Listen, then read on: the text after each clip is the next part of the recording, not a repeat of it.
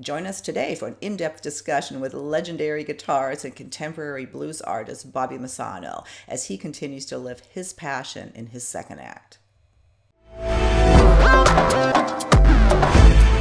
Thanks again so much for tuning into Second Act TV. I am so excited today to have Bobby Messano with us. Bobby, welcome to Second Act TV.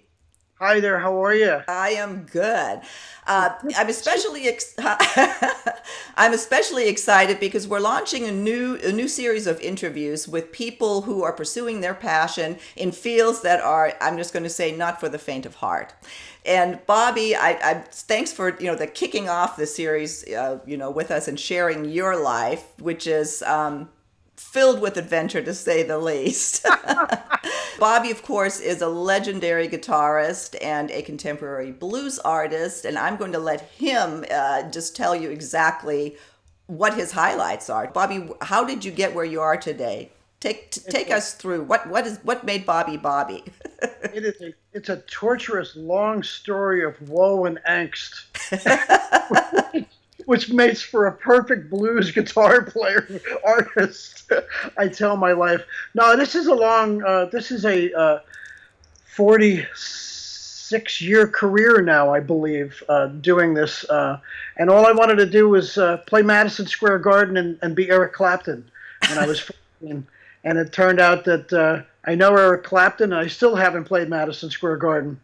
But yeah, I've had many years of just an incredible life, doing something most people dream of and wish they could do, and having the same joys and traumas and turmoils that everybody else does, but at the end of the day, being able to listen to yourself play a song or play a note or make people happy or cry. And that's like the perfect thing to do for your whole life. Yeah. Well, for full disclosure, I want to say, we go way back, back to the 70s, and you dated my little sister. And at that point in your life, of course, you were with a group called Stars, and Dort was enamored. Tell us about how did you become, and that was pretty much, wouldn't you say, was it heavy metal? No, they were sort of like now it would be considered like radio rock or AOR rock or something. They weren't like really, really heavy, but they were, a harder rocking band. We were always on the road with Rush and Ted Nugent and Styx, and they were managed by Bill O'Coin, who managed Kiss, and a fairly influential band, we found out later. And when I met your sister, I was in that band, and I was really cute. You're still cute, Bobby.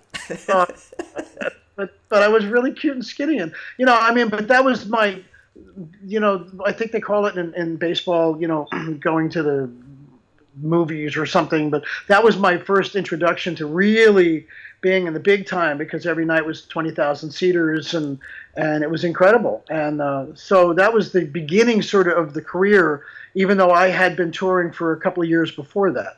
So, but that's a long time ago. That's 19. that was the mid 70s.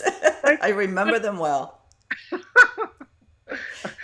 And you were a surfer girl. You were a car surfer girl back then. I was, yeah. Well, that's it. This interview isn't about me.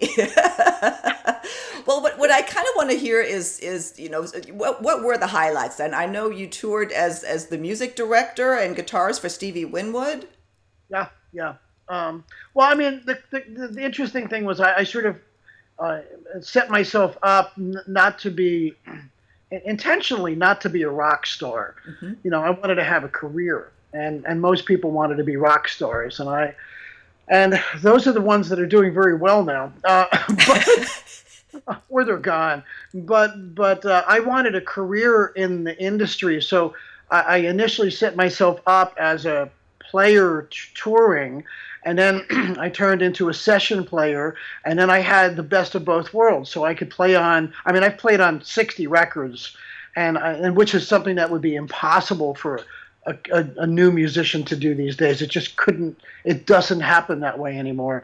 So I was in the heyday of being able to, go play on the MTV jingle, and then go play a stadium opening for the Beach Boys. So I set it up so I could do everything, which was the whole intention, to be, what am I, 106 now, and to be able to still be 106 and play a guitar in front of 20,000 people. So it was I had a vision, and the vision worked, but it's, it's something most people don't have the stomach for, I suppose. I What were guess that the, was. what would you consider your highlights of those times? What shaped you then? Well, I mean, obviously the Steve Winwood thing was phenomenal, because he was one of my idols. But there was a period before that where, again, with I was in a band called Stanky Brown, who, a really major promoter who is still a friend of mine, John Scher, managed, and we did these phenomenal shows. I mean, opening for the Allman Brothers and Boston and all these incredible bands, because he was a promoter. So, I mean, literally, I went from working in the post office to sleeping on a mattress on a bunch of road cases in the back of a van, and the guy driving the van was a man named, a friend of, well, not a friend now, but a guy named Bert Holman, and Bert Holman he started in the business with me and ended up managing the Allman Brothers for 25 years. But I went from the post office to opening for Kansas when they were #1 with Carry On Wayward Son, and that was my entry. And that was an incredible highlight. But I mean, doing sessions, Winwood, obviously. The best stuff, believe this or not, going along with the theme of what you're talking about, is the last 20 years when I've come into my own as a contemporary blues artist. Yeah. Well, and I was going to ask you, what was the turning point in your rock career that when did you change direction? Was there an aha moment? Yeah, I mean, there was. I mean, I started touring in '76 and did my first record in '76. And I was a session player and a rock touring guy, but I was also playing on a bunch of dance records in New York City, which a lot of people didn't know. So, all those dance things that people heard in the '70s and '80s, I played on a bunch. My stuff. Well, I know Gloria Gaynor I was with. I played with Gloria Gaynor. I Am What I Am. But I went to Europe in 1990 for a tour. I released one rock solo album, which was, well, I mean, it was an acclaimed 5 star in all the reviews record, but it didn't necessarily sell much. But it got people really liked it, and I was at this point where I just wasn't sure if I wanted to be doing that kind of. Not that I didn't like the music, but I wanted to do something with more depth. So, 1990, I went to Germany, someplace you know very well. Yes. Excuse me, on a tour with an artist named Robin Beck, who at the time had a #1 in Germany and all over Europe with a song that was for Coca-Cola called The First Time. And we toured Europe with Robin, and Gary Moore had just, and I grew up playing R&B and Freddie King when I was a kid, and listening to all that, old stuff like that was different than most people were listening to, even though I listened to the Beatles. And I came back from Europe, and Gary Moore had just put out Still Got the Blues. And I said, God, I can't believe Gary's doing this. I love this. And I said, I think I'm going to make a change. And that's when I did it. 1990, I said, I'm going to go back to playing blues. So if I want a surefire bet of how to go incredibly broke for the rest of my life, I can do that. But I can do something that's close to my heart.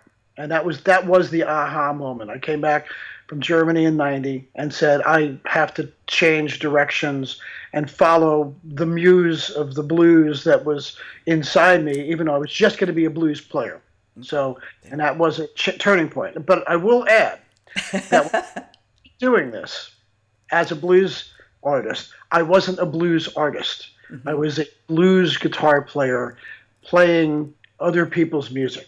And you know what? Let's go ahead and take a quick break. And when we come back, let's talk about how you made that shift from, as you call it, a guitar, or what did you say, a blues?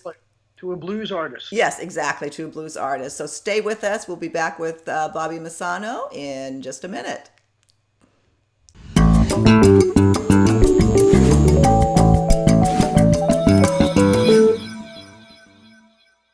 Thanks for tuning back in. We are talking to Bobby Messano about his incredible life of becoming a blues artist, contemporary blues artist. So, Bobby, thanks for staying with us. What? A legendary blues A artist. legendary blues artist. I'm sorry. Legendary. I was going to say that in the third segment. We'll take it out. Oh, Bobby, you went through quite. I mean, you lived the blues struggle. So take us through. How did you get where you are? Well, today, and our next segment, we'll talk about what you are doing today. But this process of becoming a blues artist. Well, I mean, that's what that's what the interesting thing was.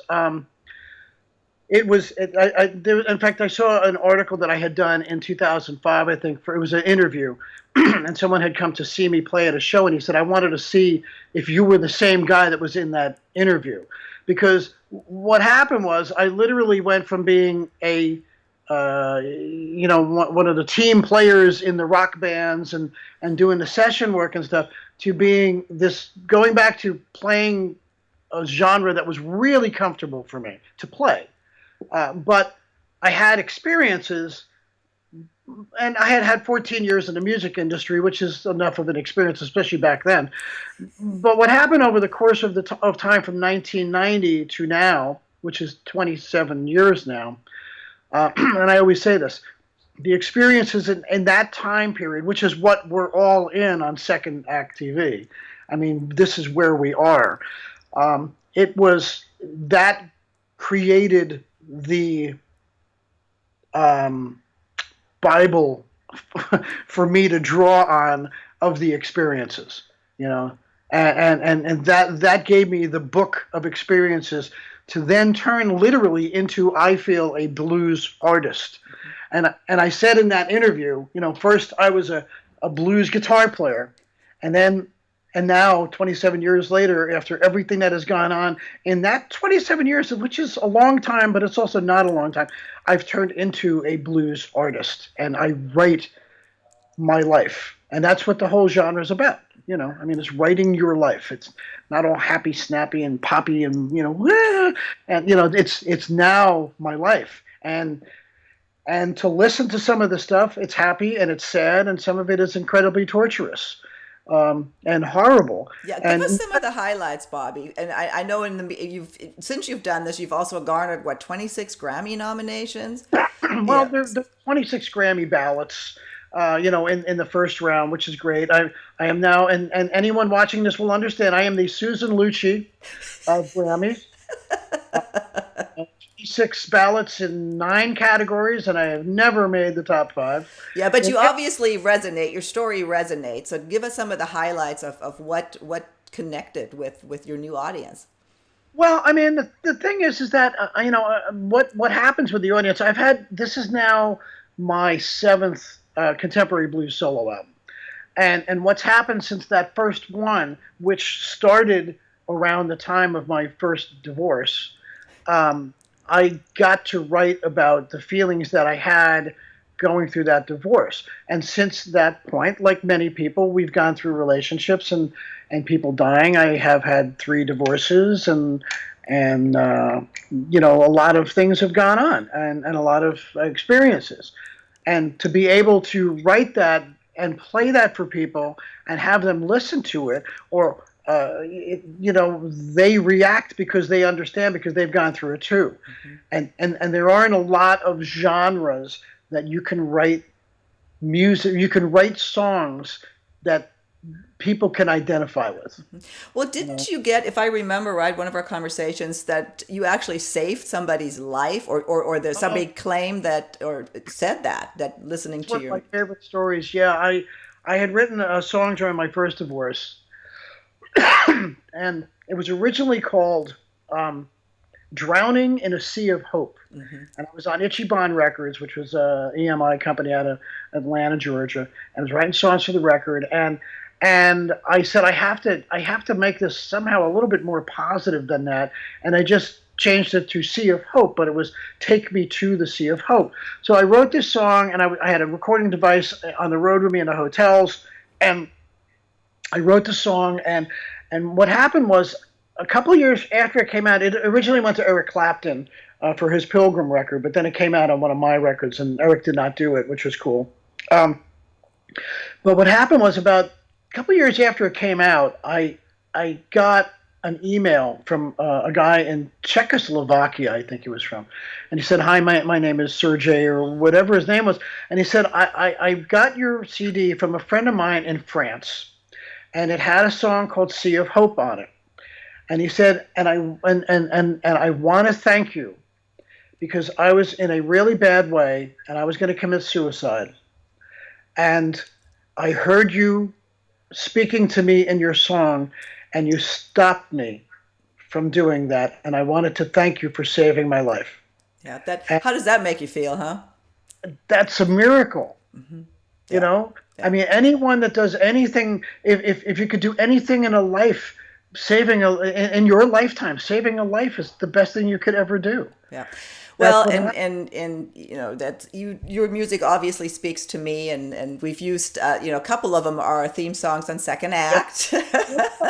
absolutely. Yeah. The one thing that I want to ask you about is, in this whole struggle, I know that you've refused to play cover Yeah, I in your only do a career. few.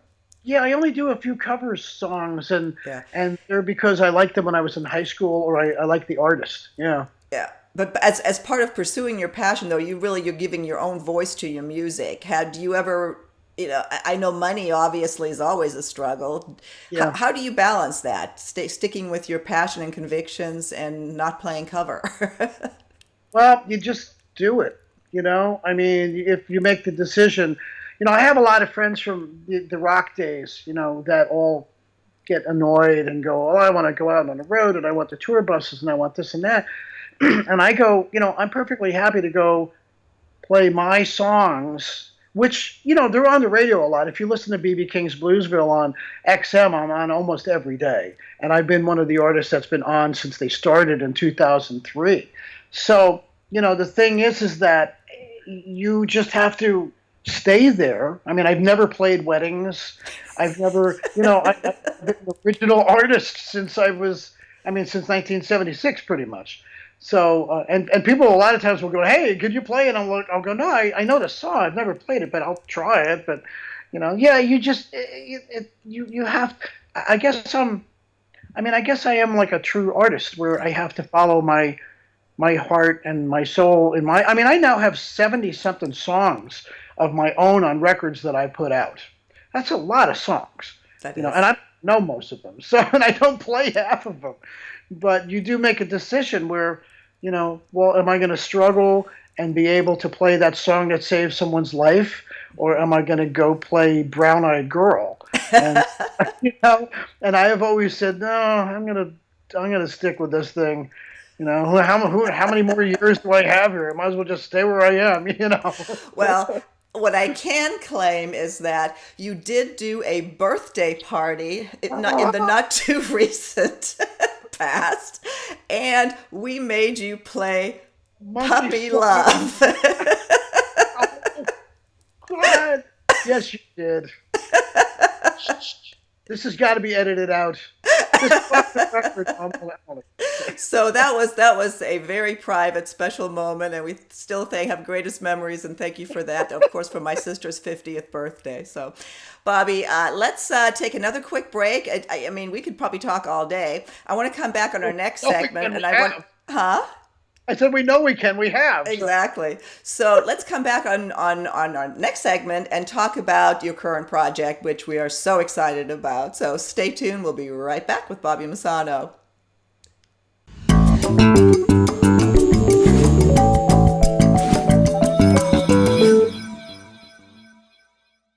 Thanks for tuning back in. We are continuing our conversation with Bobby Messano about his incredible career of becoming a contemporary blues artist. So, Bobby, thanks for staying with us. Of course. Okay. Um, So we kind of took us through your incredible career and where how you got where you are today. So let's talk about where you are because you're working on a new project and that has quite the story to it itself. So tell us See, I'll about that. get into the story actually. Well, to start, my last CD, which was called Love and Money, came out in 2015. And Love and Money, at 60 years old, went number one on the Billboard Blues charts, which is unbelievable to me that I had a number one on Billboard. So this is the follow up to Love and Money, and it has a extraordinary story, which I'm not sure how far we'll get into the story itself, but it's an amazing story. And this is, I feel, I went back to producing myself on this record. It's 15 songs. It's called Bad Movie. It comes out on April 15th. The single came out on March 15th. We're doing the videos as we speak right now, but this is literally the best record I have ever done. And it's the first record that I had that I didn't write the lyrics to. Oh, interesting. Yeah, I have three co-writers. The main co-writer is John Tiven, who is a brilliant writer who has written for many people, major stars. And 15 of the songs are co-written with him. 11 just he and I. Two with Larry Weiss, who wrote Rhinestone Cowboy and Bend Me, Shape Me, and one with Steve Kalinich, who wrote with the Beach Boys and Brian Wilson. And what it was John Tiven observing me going through one of the most difficult times I've ever gone through in my entire life, and also watching the political situation in the United States, not from either side, just watching what a mess it was. It's been a mess. Well, take us through the highlights. I mean, I know I'm somewhat familiar with what you went through. So share some of the highlights because that certainly makes this record so much more interesting. Well, okay. I had been at 60 years old, I started living with a beautiful model actress who was half my age, and I was completely crazy in love with her. And it turns out there were a lot of problems over the course of that time that I did not know about in her life and her mind. And to make a long story short, she sort of left me without warning. And can I say this? You can say whatever you want. And she became a prostitute, which is one of the most extraordinary things that I think most people could ever think of going through. So it was a very odd situation. And I found out later on, after being with family members of hers and friends, that this was amazing. And they were all expecting something like this. Mm-hmm. But it floored me for a really well. You were, if I may add to it, you became sucked into a relationship with somebody who was mentally ill. That's something that is in and of itself, a whole other story too. But I know that it drug you down. So how did you get back out and are now reclaiming your life? Well, yeah, someone in her family said I'm like the Phoenix Rising, and it literally, I mean, it was narcissism at its worst, and I was on the other side of it because I'm the perfect foil. I'm an empath. So what happened was John actually pulled me out of this by literally saying you're gonna write songs with me, and he wrote about my story. He watched me. And in the liner notes, I said, he was sending me lyrics and I was laughing and crying because he was sending me my life. And I said that the best story sometimes about yourself is the one that someone else writes about you. Absolutely. I agree. And that's what it did. And that's what got me out of it. And I was not able to write for 18 months. And in 6 weeks, we wrote 14 songs, and I went into the studio and recorded it and finished the record. And we are now doing music videos with the fabulous Brian Allen, directing and doing it. And they are amazing. I mean, Bad Movie is a bad movie. I mean, I read a book called Bad Movie also about my life. And then I have a screenwriter writing this story, which is extraordinary. Look, people have had really strange stories, but this is one of the weirdest ones ever. I mean, I'm a famous contemporary blues artist, and his girlfriend leaves him to be a prostitute. It's like what I said. There's nothing in any playbook of life that can get you ready for that, But now I'm looking at it, and it's like extraordinary because it was a miracle that this happened, because it gave me the record. It's giving me the book. Besides, I mean, it's my memoirs, so there's a lot of stuff about that. And these videos, I mean, they're going to be ready in a couple of weeks. They are the funniest things we're doing. Bad Movie itself is literally made up of vignettes of scenes that would be bad movies. I mean, I like either expire or am destroyed in many ways, from a beautiful boxer in a ring to being hit by a bus, and driving my car off a cliff, and running away from Frankenstein and blowing myself up in a house, So it's hysterical. But the thing is this record is filled with the deepest songs I've ever done. One of my favorite songs that I've ever done in my entire life is a song called "Why Water a Dead Rose," which I still almost can't even say the name without crying about it because it's so intense. But I am blessed, and I am still here, getting ready to put out definitely the best record I've ever done. And if this was 20 years ago, we would be getting ready to buy houses for everyone, and now we're getting ready to buy packs of gum. Oh, well, I can't wait. Obviously, we're going to link to all your information so people can get the package and there it is. Yes, I'm going to put that up. I'll get that graphically captured and link to everything you have, Bobby. It's beautiful. This is the back cover. Yep, it's terrific. It's a terrific. I mean, the packaging, the video. I have new management. I have Ed Canova, my longtime bass player, with me getting through this thing. New management, new publicity, new radio, new booking agency, new video, everything. New web people, everything. It's so exciting. Yeah. What's the biggest lesson you learned through this? Anything you can pass on, some words of wisdom? Don't be a musician. No, that's not true. No, I mean, just if you have to follow your muse, you have to follow it all the way. You can't second guess it if that's what you made your life into. So, I mean, when I made a decision to do this, the decision was for life. And many of the people that I've known that did not become wildly successful have dropped by the wayside.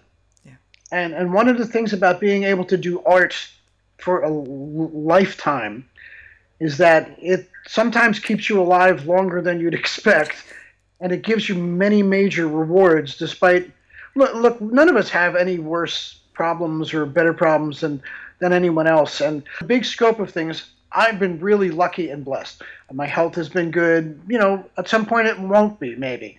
But, I have a friend of mine who has a great radio show, Blues Radio International, in Florida, and he's a major guy, very wealthy, really. But he has gone through some extraordinary turmoils, including some things that happened in his life. Plus, he has major health problems. Mm. And we were out to dinner about 2 weeks ago, and I was telling him some of the stories of what had happened over the last couple of years of my life, and he looked at me and went, "Oh my God, you've gone through so much stuff, man." And I went, "No, you haven't." He went, "Oh no, man, what you've gone through is worse." I went, "No, it's impossible." And he went, "Yes, you've gone through mental anguish and turmoil like a lot of us, and you have never changed, never wavered. You're always smiling. You always do a show in front of however many people like nothing ever happened in the course of the day, and you're the consummate professional." And that's the thing. As soon as you walk on stage and you hit that first note and you close your eyes, then life is amazing. Well, Bobby, you definitely, that's what I love about you. That you're an artist at heart. You live your passion. I love talking to people who have the stomach to live their passion, and Oh, that's what we're. And we, pardon? it's having the gumption to Yes. stick to it. Yeah. We wish you the absolute best of success with Bad Movie. And, I'll make sure that I share it with everybody. And hopefully you'll be back. We'll check back with you, in a couple months or so, see what's going on, and see how the second act is going and what is next for Bobby Messano. What's next for y'all too? And I'm trying to set up some California shows this year. Perfect. Oh my God, I'd love to have you out here. So thank you so much for joining us. I know you're getting ready to go on the road again. And Tomorrow. yeah. Well, So thank you, Silka. thank you, Bobby. We'll talk again soon. Okay, Bye. honey. Bye. Hope you enjoyed our conversation today with Bobby Messano. For more videos like this about people who live their passion, be sure to visit our website and don't forget to subscribe to the channel. Buttons right here.